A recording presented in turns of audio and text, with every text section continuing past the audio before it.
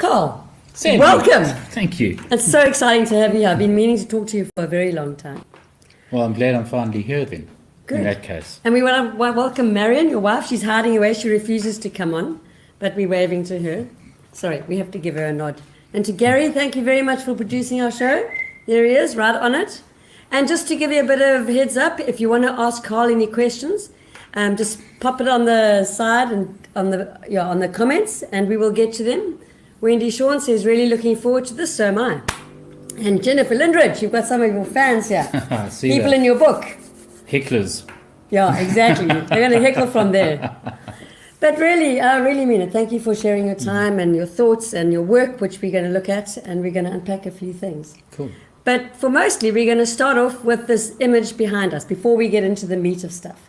And I want to know about this image. Okay, this is from a series I did, a body work called Freedom of Expression. It was actually an exhibition I had in London in 2019, which were images of the holding cells down in Balkans Valley. The holding cells, like prison. Yeah. They're sealed up in 1984. How did you know about them? I know the owner of the property. Oh, that helps. Yeah. And so he gave me access to it to photograph it. The cells were last painted, I think it was in 1975. And in 1984, they were shut down and sealed. And tell me about Rhodes. Tell me about, I know that Obi Oberholzer, he lectured you, and tell me about the influence about him. Sure. Very, very fortunate to have Obi as a teacher. Very, very fortunate. And why? What's about him? Exuberant, full of life, and he lets you do what you need to do. How do I explain it? Let me give you an example. Sometimes I get students coming to me from university to come talk to me. Sure. Like they'll look at my work and say, "Oh, you use butterfly lighting." I'm kind of going, "What the hell's butterfly lighting?" Yeah, what the hell's butterfly lighting? It's a technical term, yeah. And I have no idea. And the way Obi taught us with studio lighting, for example, is close your eyes, see the shot, and then do it. And then light it accordingly. He showed us how lights worked and what they did, but basically it was up to you. Figure it out. So you don't start with the lights. You start with the image. What you have. Yeah, what you want to end up with. I mean, that's actually quite amazing freedom when you study, because I don't think I had that when I studied. You know, we learned the technical stuff, and we learned how to do lighting, so and so and so, and then we were sent off to do a crit. Yeah. So I'm guessing it was a bit more freedom. Yeah, there was a lot more freedom, going out to do prac work and stuff like that. But a lot of us were very influenced by Obi at the time. And a lot of very good photographers came out. Totally, your era. Tony Mankeys, for example, Tim Hopwood, Philip Mostert. Yeah. Oh, I love that.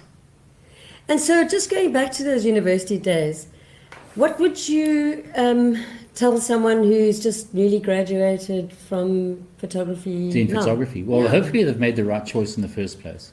Because if you're doing photography because you want to be cool, that's not a reason to do it. Yeah. You've got to live and breathe it. You do. You've got to really, really love it and want to do it.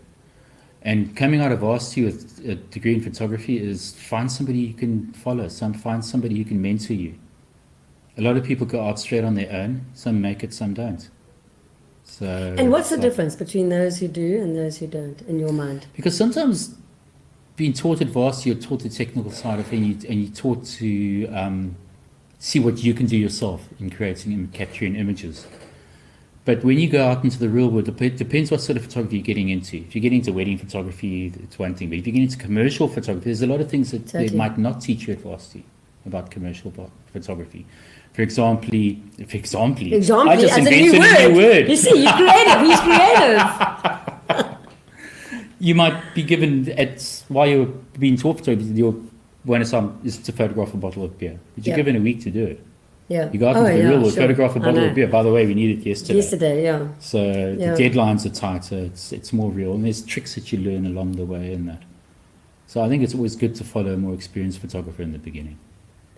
And for me, I know you well, and I know you work well, and I know what you do, and it seems to me that you have an amazing ability to be technically completely on it, and yet you have this creative thing that just goes into stratosphere and blows us away.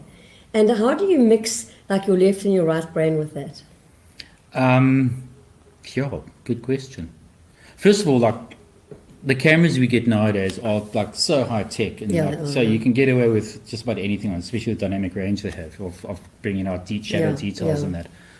All the cameras I've owned since going digital, I've left on factory default. Really? I haven't changed a thing of it coming out of the factory because it's a camera, it's a tool. I learned using film cameras into completely manual cameras. Yeah. And you got to do it yourself, get it right in camera. Yeah. So I don't add filters and things like that. I shoot it as I see it and try to get it right in camera. Yeah, yeah. So That's the discipline of being taught analog. Yeah, exactly. Yeah. And the creativity comes into it is how you capture the shot, how you frame that shot without even thinking about it, what angles you're using. Post-production, minimal. Post-production, color corrections, do some cleanup and that sort of thing. I try not to do more than that. Because if you haven't got it right in camera, and pardon their phrase, start with shit, end with shit. Yeah, what you put in. Stop trying to save a shot by Yeah. editing it. So that would be a good piece of advice to tell someone just coming out. You know, you can't save a bad shot. Excuse me, true.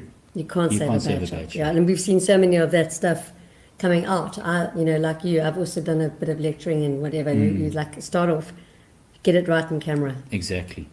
And so, how much post-production do you do? I know you said minimal, but kind of like, just take me through, would be, you take a shoot, you get it right. Yeah. Exposure right. You pull it through into the digital, into Lightroom. Yeah, I use Lightroom for my post-production. What is like your average on one well-shot image? On one well-shot image, wow. Okay, so obviously white balance. Yeah. Correct the white balance on there. Unless you did it. No, I leave. Factory the camera in factory settings. Oh yeah, forget. So I'll do the white balance afterwards. Oh, that's why I've spent billions developing these cameras and software. Yeah. So let the software get the white balance for you. It's probably, if there are any photographers watching this, they're probably shaking their heads right now. No, I'm learning. I mean, I'm thinking I should go back to factory settings tomorrow. Yeah. I'll adjust the contrast slightly. Maybe bring the brightness. The brightness setting, not brightness setting, the white. Oh God, I've just gone blank. No, that's okay. I know what you mean. But there's this lovely tool Lightroom brought out recently called dehaze. I've seen it. I love it. Oh, it's fantastic. So fantastic. I put hint of dehaze, hint of clarity, then I apply it to all the images, and then I'll go through images one by one to do subtle changes. Yeah, and that depends on the image and what you want to Depends on the image. So it's not a lot. Yeah. So you mentioned you studied with Tim Hopwood. That's right. So he's just come on and said you can't polish a turd. Thank you, Tim. Tell me about your book. Do you want to pull up one of the images, Gary? Yeah, okay. Tell us about Before the Veil, and let me just, for everyone else, here it is. I've got my post-it notes and all. Oh, it's confusing. Post-it notes, it's back to front, damn it. So, Karl, I want to know about this beautiful, beautiful project of yours. Where it started, what it means to you, how it happened. Go for it. Okay. I've been wanting to do a body of work like this for a very long time, for years. And what stopped me was, well, I'm working and it's finding the time. So good thing about COVID, was silver lining about COVID, is that I got to get into a lot of personal projects. One was the book, other one was a collaboration I did with 8 other artists, and there's a whole lot of other stuff. Well, I want to hear about that just now, yeah. And so this body of portraiture I've been wanting to do, I'm repeating myself, for a long time. And it was capturing people with very, very unflattering lighting and getting them wrinkles, blemishes and all. But I wanted a very specific background, and that I struggled with for a long time, is because I knew the background, I could see the background in my head, but I just couldn't work out what it was until one day it hit me and it's underfelt from a carpet. And how did you get to that? Well, it's just like a bliksome moment. I saw a dog blanket, and dog blankets are very similar, but they're only a meter by a meter. And I thought, where do I get it? And I thought, construction industry, they hang them up for dust and that. And what was it about that background that was so relevant for this? The texture. It was just a texture. It was a texture it makes the background a little bit busy, but it's busy that it pushes the subject forward as well. Instead of just having a plain color or light shining across it or something like that, I wanted something with some texture in it. So the contextual part of that would be texture of life. Like, is that what it is? I'll go with that. You'll go with that. I'll go with that. Okay. The interesting thing about that underfelt as well, that I found out from Jonathan Kapelis, is because he gave me the piece. Yeah. Big, nice 4 by 5 meter piece. I was like, yeah, I was there. Yeah. Is that it's made from prison uniforms, recycled prison and army uniforms from Russia and China. You're joking? Yeah. That's what he told me, Jonathan. My gosh. So that made it even more interesting. Something. Yeah. I know. What's the thing with prisons and you? What's going on? I don't know. I don't know. Just as long as I don't end up keep in them one. in sight. Yeah. So I've been wanting to do this for ages, Yeah. and capturing people in a harsh environment, in a harsh lighting. So it doesn't make them ugly, but it brings out the truth in everybody's face of what they're on, what they've earned through life, whether it's through joy, hardship, pain, love, laughter, frowns, whatever. And before the veil means what? Before the veil, as a photographer, and most photographers hopefully agree with me, when you start shooting people, they go into pose mode. Always. Straight away, they'd like put the camera down, you get this beautiful smile. As soon as you pick up the camera, that smile's disappear and it becomes a smile they practiced in the mirror that morning. And before the veil, so I always say is a veil comes up. So I'm trying to capture people before that veil actually lifts and before they go into pose mode and try to get the real person. And how do you do that? How did you do that? But, well, you know, because I know, yeah, take you everybody photographed off me, guard. Yeah. Okay, but just generally, photography, what? But $65 million for a piece of artwork, I know, I can relate to that. We can send a digital I'll go image. with that, yeah. Yeah. Happily Oh, sell something for that. People are making money, that's the other thing. So, where's photography going? Where is it going? Yeah. I mean, does it have a future? Does it? yeah, like how relevant is photography now when everybody's shooting everything in mediocre level and everyone's got a cell But what phone? they're doing is photography as well. They're all telling their own stories through their Yeah. cameras, through their phones, which is what photography is about, is telling stories. Yeah. Most art is about telling stories. So, are you saying that it always has a future because there's always stories to be told? Photography, yes.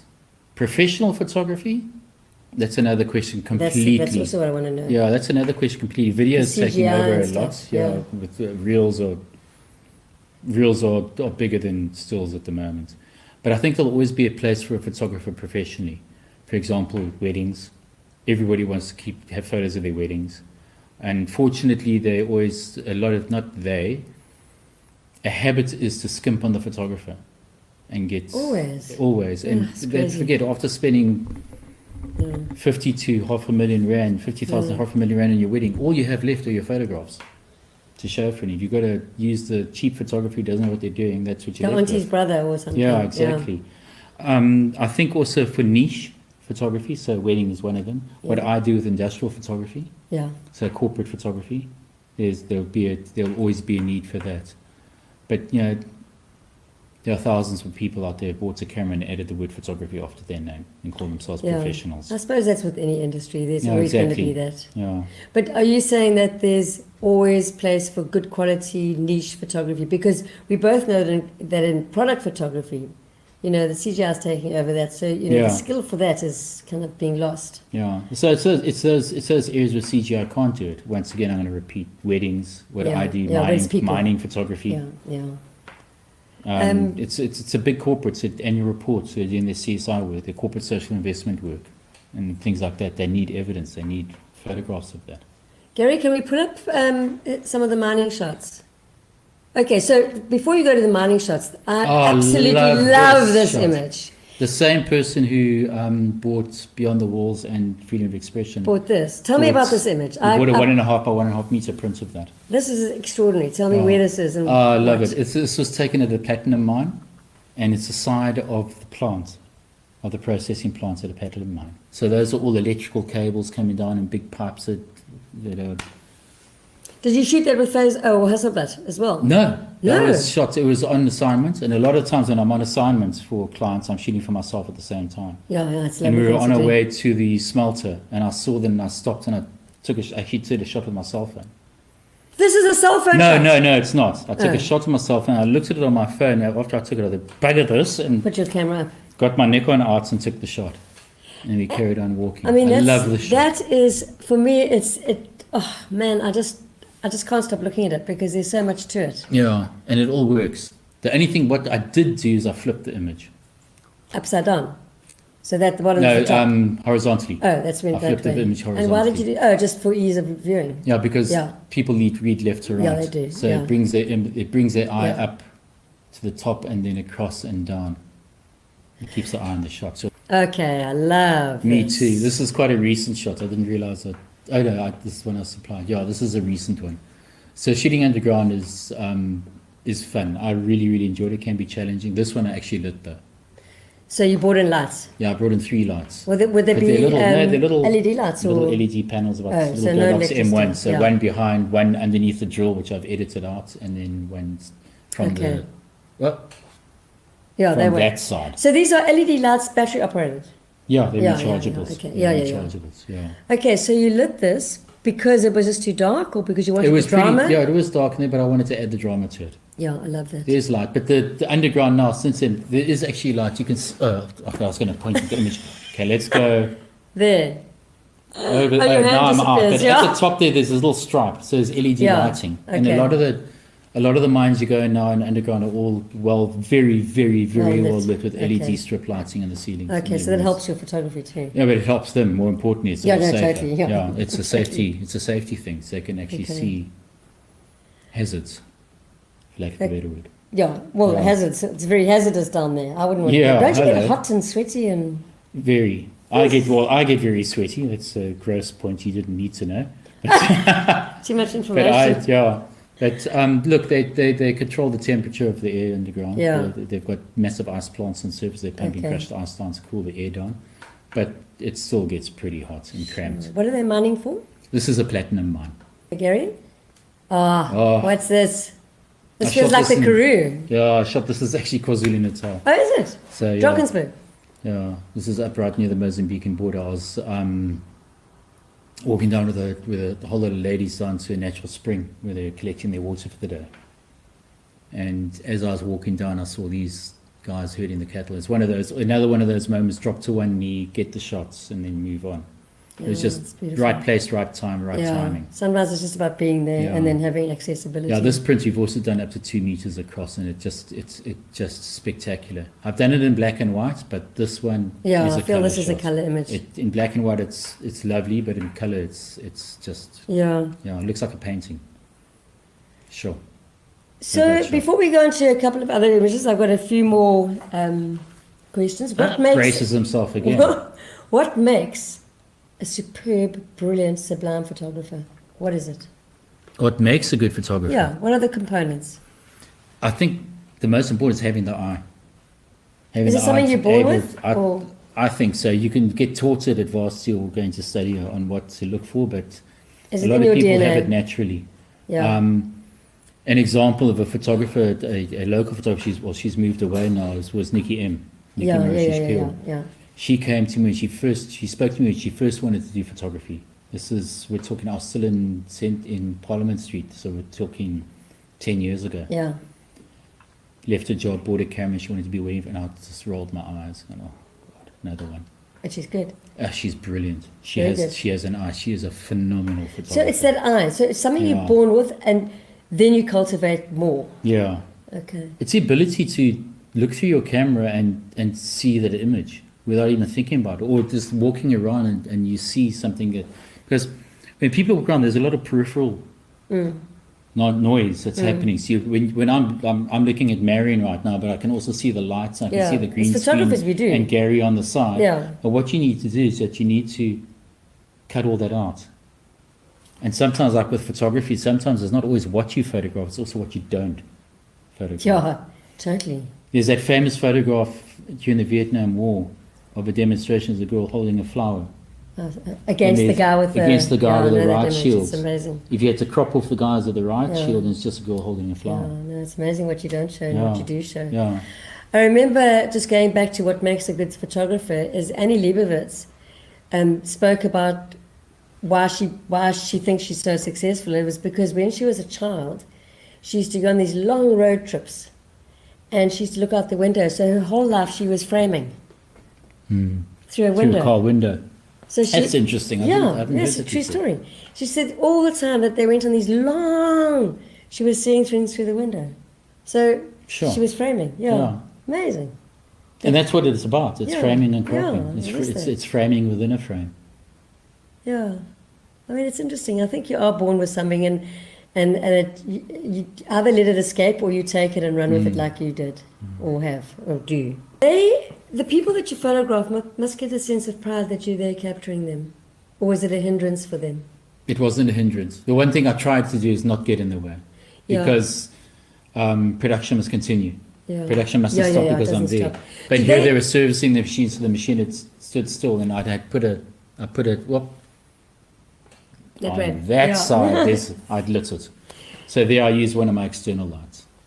But for some there's a lighting. sense of pride in that. So what I want to know is, by photographing them, do they feel that you're honouring them, or is it just another day at the office? I believe so, but also what's important with what happens a lot is that we try to organise, or the people I'm working with will try and organise to get a print to that person. Oh, do they? I was going to ask you, Which do they they get the pictures? They take home to their family, because their yeah, family that's don't fantastic. understand what they they go do. through. That's what I mean. They, Yeah. oh, I work underground, but there's no comprehension of that. Yeah. So when they see that print of them where they're working, it's like, So that The speaks scales to flutter to a the question floor. I was going to ask you earlier on, but I nearly forgot, but thank goodness I haven't. I'm so glad I reminded you. You did. Which was, photography is evidence. It's a witness. Yeah. It's capturing a split second in time that can never be Yeah. changed, can never be taken away, And it's the truth. and can never be repeated. No, this will never happen again. Yeah. I mean, he might do the same things, but not at the time. And I mean, I just love that it's evidence, that it, especially documentary, Yeah. is around, this is what it is. The definitive moment. That's exactly Yeah. which we'll talk about. Is it? Please put up the picture of the pier with the two people. I want you to tell me about this image. Yeah. Because for me, when I first walked into your office so many years ago and I saw this picture, my breath got taken away. Yeah, I took a picture in 2010. Really? Yeah. It is, so there's a young girl being hugged. Oh, okay. Yeah. There we are. I'm moving out the way for this one. Me too, even though we're going to become ant people. So tell us. Okay, these are my nieces, Tammy and Tennille. Oh, So their family, well, obviously. I took this photo about 10 seconds after they'd scattered the ashes of their parents over the pier. no. I did not know that. So it's And a there's a very, storm it's a in the very, very background. important image for me, and personally. And you won't see it on your screens now, but on Tamien's cheek there's a tear, a real tear on her cheek. And the rain started coming in, so it was perfect timing. I was just, the grandmother was standing right in front of me there, up until the last second, because I'm kind of, Barbara, Move. move. And did Which you? I couldn't, but she moved, and I got the one frame. And just tell me the crop. Was it because you saw the storm, or was it just It because? was part of the image. Yeah, okay. Because I it would have got been very lucky as well. easy I got just lucky to. as well, because there's lyrics of Lady Gaga on there as well. which, I can see. yeah. Yeah. Okay. But yeah, and then it started raining briefly after that, which we all ran into Barney's and drank tequila, As one does. as one does. Yeah. Gary, won't you pull up the image of the vulture? I just want to touch on an interesting. So I want to ask you. This was taken by Kevin Carter, famous South African photographer who was part of the Bang Bang Club with Ken Oosterbrook, and a few months after this image, he won a Pulitzer Prize for this. And a few months after this, he committed suicide because I think he felt, I don't know what happened after this image, whether that child wasn't taken by the vulture or not, but he couldn't live with the fact that he couldn't save this child. And I want my question to you, and it's always been a perennial question for me, is when do we intervene and when do we document? When there's a life and death situation, pretty much like the Bang Bang Club when they used to go into the townships and they were necklacings and they were photographing the necklacings. They're hardcore, journalists, photojournalists. But at what point do we intervene as photographers? If our job is that we are recording. Thanks for this. Sorry, I didn't want to spoil the party, but it's an important discussion with is. photographers. It is. And how will you ever know until you're actually in that situation Yeah, of what I your mean, instinct? My instinct, and people might embarrass me for this, is get the shot first and help after. because If it is there's no important other for the help world to available. see stuff. Yeah, it is important. This image was taken in Sudan, and it is a very, very important image. Yeah. So you would take the shots and then call And for then help.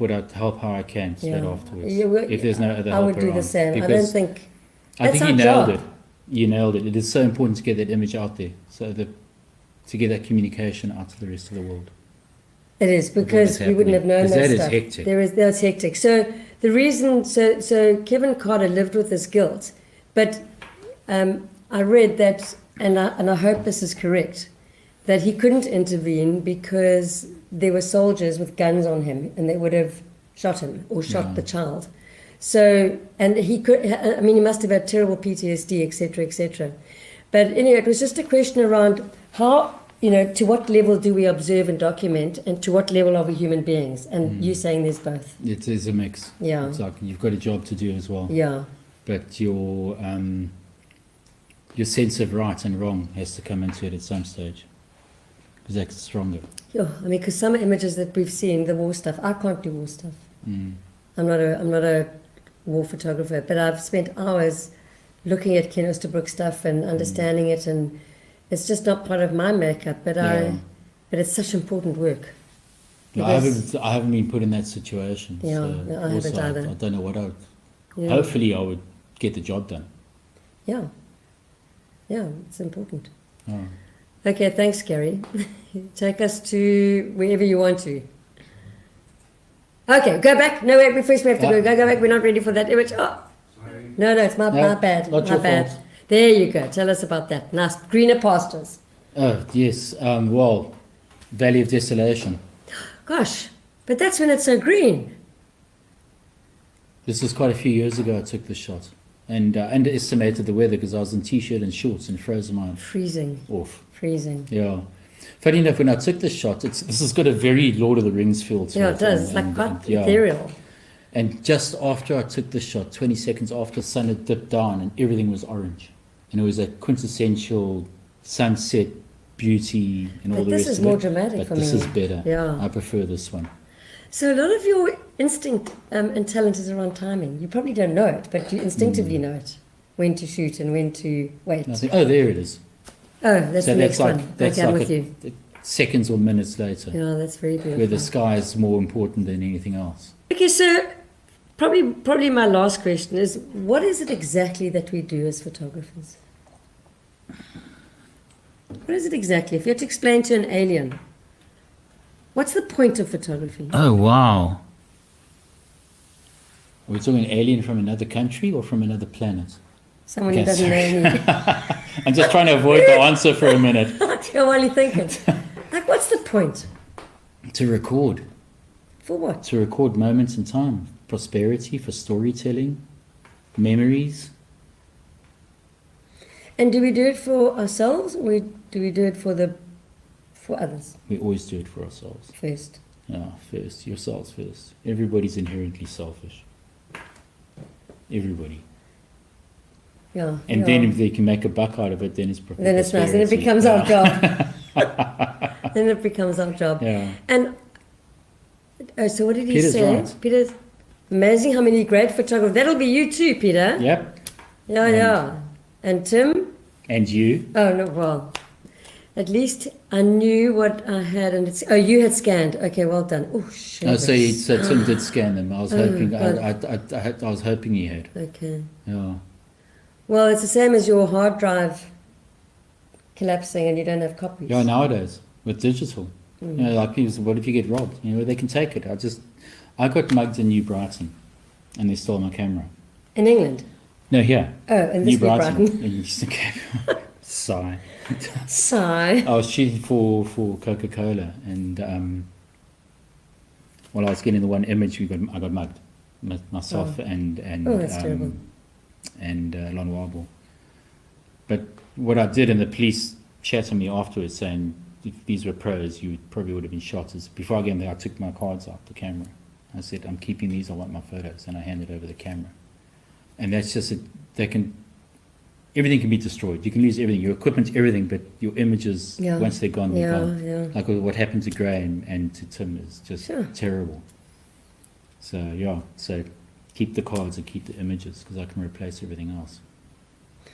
So my last question is, you can choose one of your images to take with you wherever you go in this world. Only one. Which one is it? That would be the one of my nieces on the pier. Yeah. Without a I doubt. was hoping you were going to say that. Yeah, without a doubt. I've Carl, got lots of favourites, but that one that one for me is also just is insane. a piece of my heart. And I want to thank you because you've shared a lot of stuff I didn't know about you, even though I thought I knew you. And just thanks for sharing and being on the show and coming to tell us about your images, and just that you offer so much to the world, and your photography continues to throw me into questioning, into curiosity, into trying to understand it, and it makes for huge inspiration for me, and it makes me a better photographer. So, and I mean that from the heart. I don't ever walk away from your work not feeling touched. It doesn't matter if it's on Instagram, and if you want to follow Karl, what is it, Karl Schoemaker? Yeah. Right? Yeah. Follow him on Karl Insta, Schoemaker. because his Insta stuff is really good, and his social media is really well curated. Is that Marion? Yeah, it helps having a helpful wife, Yeah. partner, and I think that you should carry on doing books, and I think you should carry on teaching, because Thank you. there's a lot to come from you. Oh, it was nice to crack the nod. Oh, shit. Thanks very much. Thanks, Gary. Thanks,